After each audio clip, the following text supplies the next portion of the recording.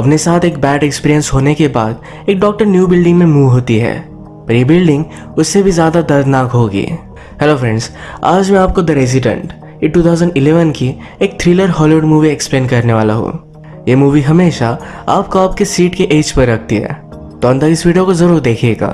Start करने से पहले मैं आप सबसे रिक्वेस्ट करता हूँ, अगर आपको वीडियो अच्छा लगता है तो प्लीज़ लाइक और कमेंट ज़रूर कर दीजिएगा। अब बिना किसी देरी के एक्सप्लेनेशन स्टार्ट करते हैं। मूवी स्टार्ट होती है और हमारी मेन कैरेक्टर जिसका नाम है जूलियट, ये हमसे इंट्रोड्यूस होती है। एक डॉक्टर है और हॉस्पिटल की ईआर डिपार्टमेंट में काम करती है। इसका मतलब है कोई भी इमरजेंसी जैसे कि एक्सीडेंट्स वगैरह ये सब उसे ट्रीट करने पड़ते हैं। आज रात घर आकर उसने सोने की कोशिश की पर वो सो नहीं पा रही थी। अभी रिसेंटली उसके साथ कुछ हुआ है जिसके बारे में हमें मूवी में आगे पता चलेगा। अलग अलग अपार्टमेंट्स उसने ढूंढे पर ये न्यूयॉर्क है, यहाँ पर स्पेस की बहुत सारी कमी है और उसके बजट में उसे सही से अपार्टमेंट मिल नहीं रही थी। फाइनली एक जगह से उसे कॉल आया, ये वो देखने के लिए गई। वह हमारा और एक मेन कैरेक्टर जिसका नाम है मैक्स, ये रिनोवेशन कर रहा था। एक्चुअली इस पूरी बिल्डिंग का ओनर वही है। जूलियट ने घर देखा तो ये बहुत ही बड़ा था, तो उसे लगता है कि ये अफोर्ड नहीं कर पाएगी, पर इसका रेंट बहुत ही कम है। वो मैक्स से पूछती है इतना कम क्यों। मैक्स ने कहा कि यहाँ बहुत हीट होती है, इस बिल्डिंग का स्ट्रक्चर उस टाइप का है। बिल्डिंग के नीचे से अंडरग्राउंड ट्रेन्स भी जाती है, इस वजह से सब कुछ बिल्डिंग वाइब्रेट कर सकती है। पूरी बिल्डिंग का रिनोवेशन चल रहा था तो थोड़े दिनों के लिए तकलीफ हो सकती है। जूलियट मैक्स से कहती है कि मैं ईआर की डॉक्टर हूँ। जब भी वो सोती है तो बहुत ही डीप स्लीप लेती है, उसे कोई भी प्रॉब्लम नहीं होगा। यह अपार्टमेंट उसने फाइनलाइज कर दी। जूलियट का सामान वगैरह मूव करने में मैक्स उसकी हेल्प करता है। मूव करते वक्त जूलियट मैक्स के ग्रैंडफादर से मिली।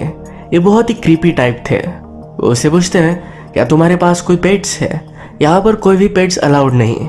जूलियट कहती कि नहीं, जूलियट के पास कोई भी पेट नहीं था। ग्रैंडफादर को ज़्यादा आवाज़ भी अच्छी नहीं लगती, तो वो भी जूलियट नहीं करेगी। इस अजीब सी मीटिंग के बाद जूलियट इस घर में मूव हो गई। रात में अपार्टमेंट में उसे बहुत ही अजीब लगता है, जैसे कि उस पर कोई नज़र रख रहा है। ये उसका न्यू अपार्टमेंट है तो शायद इसी वजह से लग रहा है। ये सोचकर वो इसे इग्नोर कर देती है। अगले दिन जब वो घर आए तो उसके डोर के सामने कुछ गिफ्ट रखे हुए थे। इसे लगा कि गिफ्ट मैक्स ने दिए हैं। नेक्स्ट सीन में जब वो फिर से काम पर थी तो उसकी फ्रेंड उसे बाहर चलने के लिए इनवाइट करती है। जूलियट ने इसके लिए मना कर दिया। उसकी फ्रेंड उसे समझाती है कि उसने तुम्हें धोखा दिया, इस वजह से तुम्हें इतना डिस्टर्ब होने की ज़रूरत नहीं है। इसका मतलब है जूलियट के रोमियो ने उसे धोखा दिया था। धोखा होने के बाद जूलियट खुद पर ही शक करती है। उसे लगता है कि उसके लिए इनफ नहीं थी। उसके फ्रेंड ने कहा कि वो घटिया आदमी था, तुम्हें उसके बारे में इतना सोचने की ज़रूरत नहीं, तुम्हें अब मूव ऑन करना चाहिए। जूलियट जब घर पर आई तो मैक्स से मिलती है। गिफ्ट देने के लिए उसने मैक्स को थैंक यू कहा। मैक्स कहता है कि मैंने तुम्हें गिफ्ट नहीं दिए, ये एक्चुअल में ग्रैंडपा ने दिए हुए थे। जूलियट फिर ग्रैंडपा को थैंक यू कहने के लिए गई। ग्रैंडपा अकेले पड़ जाते हैं तो जूलियट की कंपनी चाहते थे, और जूलियट कहती है कि मैं ज़रा बिजी हूँ और वहाँ से चली गई। अपनी फ्रेंड की बात मानकर एक दिन जूलियट उसके साथ आर्ट गैलरी में गई हुई थी। वहीं पर वो मैक्स से टकराई। जूलियट मैक्स से कहती है कि हम घर तक वॉक कर सकते हैं। मैक्स को भी उसके साथ होना अच्छा लगता है। इन दोनों ने फिर चलते चलते अलग अलग चीज़ों के बारे में बात की। एक्चुअली जूलियट के पेरेंट्स ड्रग एडिक्ट थे। ऐसी कंडीशन में उसने एजुकेशन लिया और वो डॉक्टर बनी। मैक्स और जूलियट ये एक दूसरे से अच्छे घुल मिल रहे थे। ये सब जूलियट के एक्स ने देख लिया, उसका नाम है जैक। घर आने पर जूलियट मैक्स को किस करने लग गई। मैक्स ज़रा दूर हो जाता है। जूलियट को एम्बैरस लगा, कहती है ये शायद बुरा आइडिया है। वो एक टेनेंट है और ओनर के साथ अगर उसने कोई भी रिलेशनशिप रखी और कुछ गड़बड़ हो गई तो उसे घर छोड़ना पड़ेगा। रात में जूलियट जब बात ले रही थी तो बाद में ही एक होल है, उस होल से उसे कोई देख रहा था। उसे महसूस हुआ खिड़की के पास कोई है। उसने चेक किया तो खिड़की खुली थी पर वहाँ कोई भी नहीं था। नेक्स्ट डे मैक्स जूलियट को कॉल करता है, कहता है कल हमारे बीच जरा ऑकवर्ड हो गया, आज मैं तुम्हारे लिए डिनर बनाता हूँ। ये जूलियट को अच्छा लगता है। डिनर पर जूलियट मैक्स से कहती है कि तुम्हारी वजह से इस बिल्डिंग में मुझे घर की तरह लग रहा है। उसने उससे पूछा कि आज तक तुम्हारी शादी क्यों नहीं हुई। मैक्स कहता है मेरी कभी सीरियस रिलेशनशिप थी ही नहीं। वो हमेशा इस बिल्डिंग का ख्याल रखता है, बाद में अपने ग्रैंडफादर का।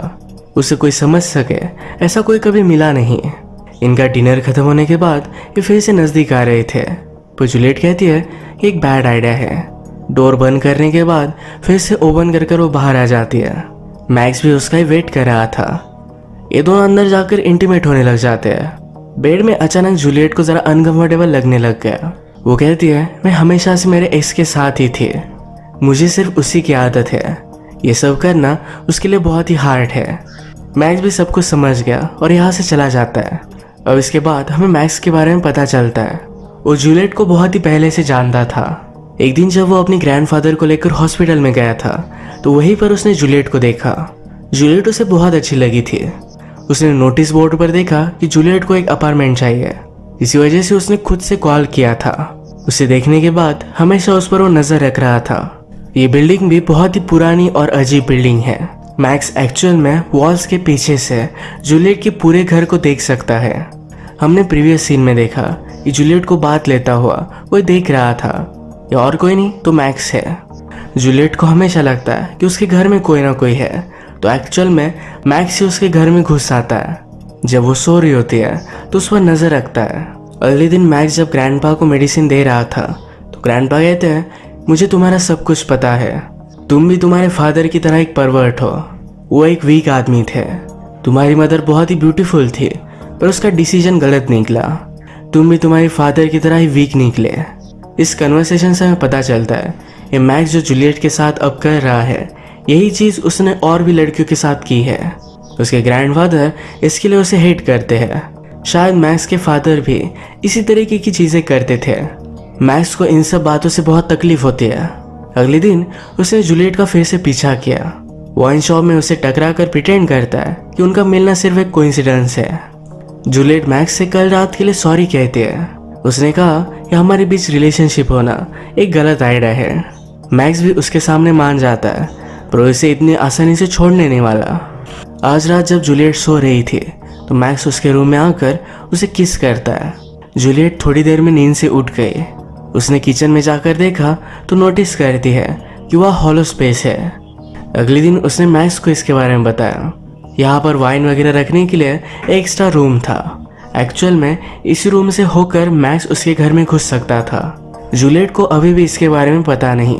इस रूम का काम करने के लिए मैक्स पूरा दिन इसी घर में रुका। जूलियट की अलग अलग चीजें यूज करता है, अपने आप को प्लीज कर रहा था। जूलियट को उसका एक्स बॉयफ्रेंड जैक ये बहुत दिनों से मनाने की कोशिश कर रहा है। आज उसे फिर से मैसेज करता है तो जूलियट उससे आज मिलने के लिए रेडी थी। उनके लिए डिनर बनाने वाली है तो सब कुछ सामान लेकर घर पर आए। मैक्स का काम अब खत्म हो चुका था। वो कहता है मैं तुम्हें डिनर बनाने के लिए हेल्प कर सकता हूँ। जूलियट इसे मना कर देती है।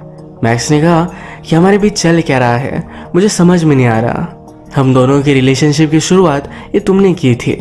जूलियट उसे कहती है कि मैंने तुम्हें कहा कि हम दोनों को डेट करना अच्छा आइडिया नहीं।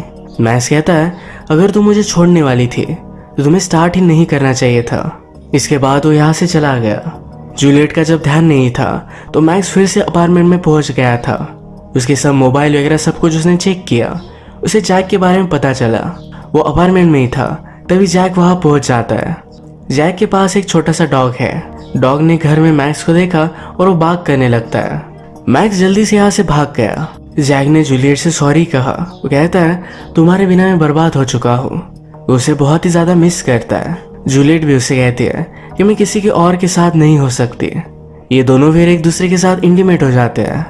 जैक को मॉर्निंग में जल्दी उठना था तो घर चला गया। जूलियट जरा वाइन लेती है, उसके बाद वो बेहोश होकर सो गई। एक्चुअल में हमेशा से मैक्स जूलियट की वाइन में ड्रग मिलाता है, इसी वजह से वो कभी भी रात में उठती नहीं।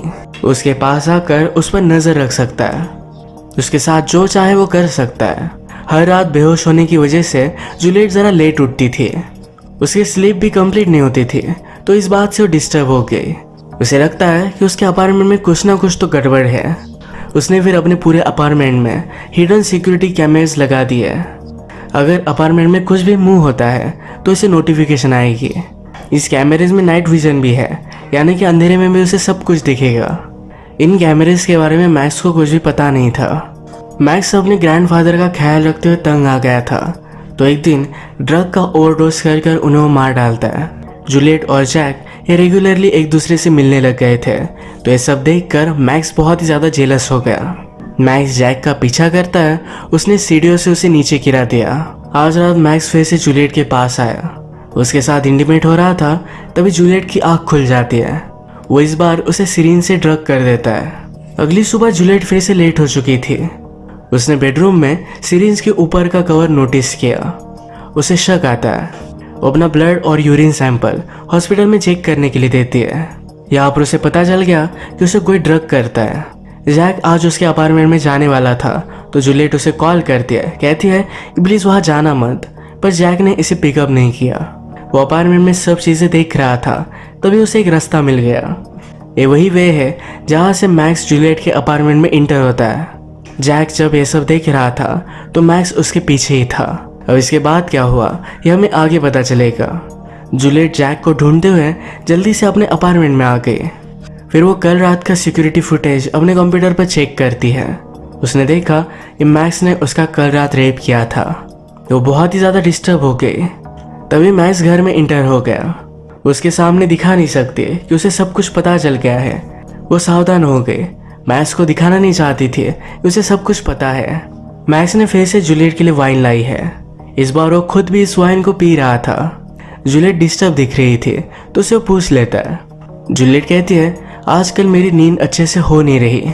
जूलियट उठकर फोन लगाने की कोशिश करती है और मैक्स उससे फोन ले लेता है। वो कहता है तुम उसे कॉल क्यों करना चाहते हो, उसने तुम पर चीट किया था। मैक्स ने जूलियट को पकड़ा और बैठने के लिए कहा। जूलियट डर गई थी, पूछती है कि वो है कहाँ। मैक्स सिरिंज लेकर फिर से जूलियट को ड्रग करने की कोशिश करता है। ये वो सक्सेसफुली कर नहीं पाया। जूलियट के हाथ में एक चाकू था, इसे उसने मैक्स पर वार किया। वो जल्दी से यहाँ से भागने की कोशिश करती है, पर मैक्स ने पूरे घर को लॉक कर दिया था। ड्रग की वजह से उसे नींद ना आए, इसलिए उसने अलग अलग गोलियां ली। मैक्स फिर से घर के अंदर आ गया। उसे बेड के पास पकड़ लेता है।